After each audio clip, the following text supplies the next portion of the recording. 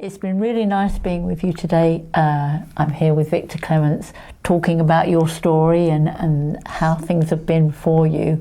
And one thing that really came across, which I think a lot of patients would find beneficial, is talking to other patients who've either gone through similar experiences or who at least are on your wavelength. How do you feel about situations like group therapy, where after you've gone through a whole journey, you can then still talk to like-minded people? Yes. I know during the chemotherapy, that as I stated to Dr. Mitchell, that while we were waiting for the chemotherapy, we talked to patients and to their family about what had happened, and I think that's helped while we were waiting, and I think more of that can obviously help patients. Because the families themselves are very affected, aren't they? It's not just the patient is affected. It's absolutely. It's the whole family, and say unfortunately or unfortunately, whatever you like to say. But I think it definitely would help. And I know there are support groups in other cancer conditions, not so much bowel cancer, because I've seen those at the Osborne building. Perhaps this one needs some kind of support group, which I understand you are setting up.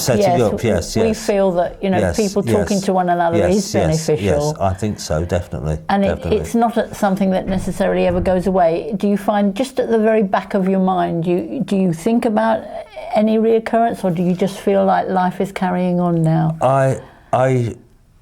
I still worry about that I'm going to perhaps get another type of cancer. I understand. Possibly it's a normal reaction. Yeah, possibly prostate, or or about my prostate and things like you do about. And I still, as I said, when I went through my chemotherapy, I kept a little notebook. I think that was a very good idea. And any symptoms, and I still do that to some extent. I've still got a little diary. In your lifestyle, that's a good idea. And if I get a reoccurrence of a certain pain somewhere, you'll know that you've had it before. Before, yes, and I still worry about it, because as I say, I had this pain that wouldn't go away, which ended up as pancreatitis, and so but even though I spoke to the consultant, he didn't put any, it was my oncology consultant rather than another consultant. He didn't put any importance to your that's the phrase I was using. Yes. But I think that's certainly useful, and when you've got to see nurses and your GP, if you've got something to tell, can get quite muddling, can't it? Yes. So to write it down is a good idea. Definitely, because I know I do. When you go and often, I've gone to the doctors, and people have and Sarah said to me, "Have you told her about this?" And I haven't. So if you've written it down first, it's an excellent idea. Yes, and also because my GP has medical students. This isn't my first time on camera, because he videos me for various, for the students. So it's obviously for a learning situation. Yes, which is brilliant. Which is good for them as well as me, because I make the joke about, I have to come in makeup on and make sure my hair's neat and tidy. Anyway, but yes. I was also interested to hear that you're making the most of the fact that you possibly would have come to a retirement situation, but obviously possibly this was more forced on you by your illness. Yes, but that you've now made the most of that by doing things that you weren't able to do before. No, for various reasons I'm able to, I couldn't afford to go and see, or was working, couldn't go and see various musical musical people, and now they're older, I can go and see them, and I used to go to the theatre when I lived in Brighton, and as I say, I went last year to London, so yes. So even through adversity, there's always something at the other end that perhaps is beneficial, isn't there? Yes. And obviously, in your case, you were very fortunate to have a close family unit. Yes. Not everyone is in that position. No, because my and it's Sarah's and her family are, I live in Shoreham, and when her stepfather had a blood clot on his vein, she had to go down sort of immediately, to, to visit, visit him. But he to be a support. Yeah, to be a support to our mother. But he's got over it, and and now he's getting on well. But yes, it's close at hand does help. As I say, in both cases, when I went to the hospital, my son was there before him because you said he worked nearby. Yeah, he works at the prison, so he could just go across to the.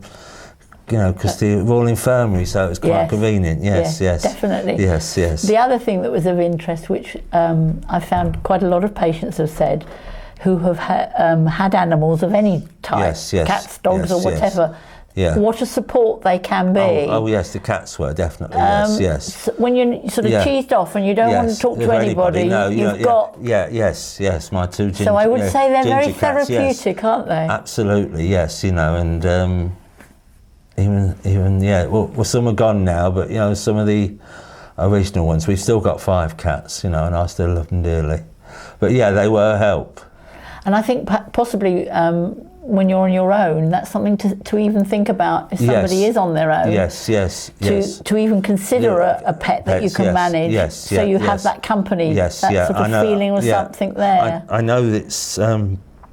I've seen cases, it's a little bit different, where they brought dogs into the hospital. I think that's a brilliant idea. Where people have had pets and are missing the pets because they're in hospital for a long period of time. And it does help them. I'm sure it does. I know. Mentally, certainly, yes. In my case, when I went through my particular journey, I found that after my treatment, I stayed indoors a lot. And it was the motivation to get out. Yes. And we got 2 dogs. Made me go out. It's something to motivate you, isn't it? I will, go up to the newsagents, every single morning out in the fresh air, because people say I do look well, because I think it's just out in the wind, out in the wind and the. See, that's a plus thing that you wouldn't have had time to do before anyway. No. And also, I believe you're quite an avid reader. You enjoy reading a lot as well. Absolutely, yes. I read a lot of crime fiction. I'm a bit like that. Ian Rankin and people, but lots of crime fiction. But anything really, though. I'm having trouble at the moment with one book. I think it was a bestseller. It's called I've Got to Talk About Kevin, and it's about it's the mother writing to the father of the boy who shot all those people in in that American school. Yes, I remember. It's her talking about what had gone on before, and I don't know if whether it's just a made up. It probably is fundamentally based on truth. Based on truth, and that I find that very hard going. But I'm trying to work my way through it. Where I normally want something a bit lighter, but that's I'm still trying to work my way through. So you'd recommend really to anyone who's gone through their journeys that when they come out the other end, try and do something they enjoy. Yes. Oh, absolutely. Whatever it is. Yes. And I always think going day by day. And having a goal is a good thing. Yes. I know. I in the 90s with my daughter, I took I got my GCSE psychology. Brilliant. But I was working, so I started to do my A level, but I didn't continue. But I've thought about that again. But perhaps I ought to have another go. And if it gives you motivation, definitely. Yes, because the only reason I went before, because my daughter went with her mother. Her mother didn't want to continue the course. I said, well, I'll go with you, and. I enjoyed it. So one door closes, another one can open, can't it? Yes. So, yes, I've. Have you managed to go on any holidays since you're? No, we're going on my first holiday abroad for 30. Gosh, that'll be exciting. 34 years. We're going to Italy. Wow. Touch wood. Yes, we're going to Italy. But I've been to Italy 3 times. When I was a 13-year-old schoolboy, I went to the 1960 Olympics. Really? Yes, that was amazing. I bet that's a memory. Yes, it is. And I went to San Remo in 1962 with my parents, and we went to Rimini with Sarah and her sister in the 70s. So is it you and your wife? Yes, well, it's my ex-wife. Yes, yeah. And we went for a weekend in Rome in the late 70s, and we did a day trip to Naples and Pompeii and Sorrento. Fascinating. Yeah. So this year we booked a hotel in Naples, and then we're going to go. So we're going to. Well, you're going to have to be very good not to eat too much on all the Italian food that'll be there. Yes. So you're going to have to say not so much pasta. No, not so much. Small plates, definitely. Yes, but I'm looking forward to that. Yes. Excellent. Because I love Italy, but mind you, the pound and the euro aren't what they were. Where the lira and. It's an expensive place. Yes, but But there's so much sightseeing that you can enjoy. I remember, going to the Olympics was fascinating. Seeing I saw Herb Elliott, who was the world champion, and the Russian. Well, I can remember the press sisters. They were, through the hammer and the discus, rather large Russian ladies. Yes. But and Italy won the Italians won the. 200 metres while we were there. So, but I actually saw, and I didn't realise at the time, I saw the British winner. He was the only gold medalist. I think he was the only gold medalist. So we had that time. Yeah, with Don Thompson, he won the 50 kilometres walk, and we didn't know it was on. And we went out. We've been invited into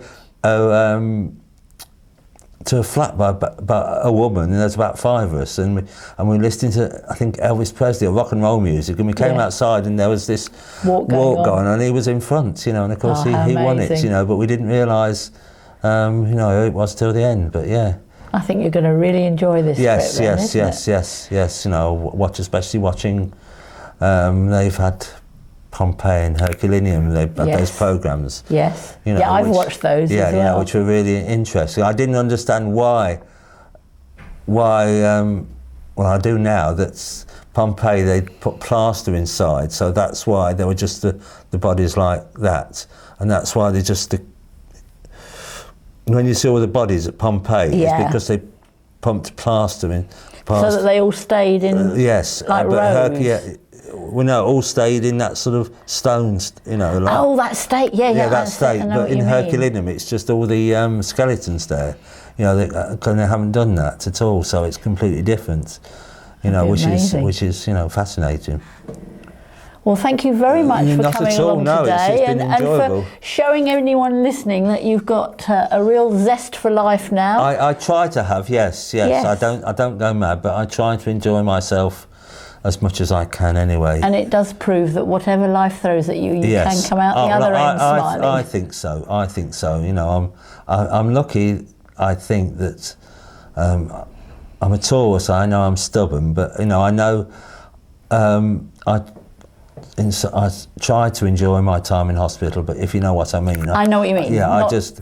Put up with it and get on with it. Yeah, that's it. That's the way I feel about it. And I see in other people, they're not like that. And I think mental attitude through a serious illness is a very major issue. Yes.